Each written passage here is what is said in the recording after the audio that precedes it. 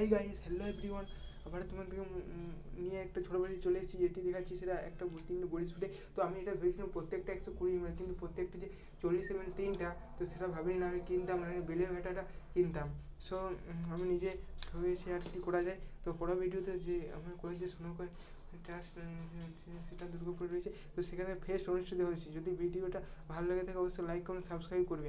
আর এসবিএমসি scholarship সম্বন্ধে যদি কিছু ইনফরমেশন পাও তো আমাকে অবশ্যই সে অবশ্যই জানাবে, তাহলে আমি ওইখানে ভিডিওর মাধ্যমে যদি কিছু জানতে পারি তো বলে দেবো।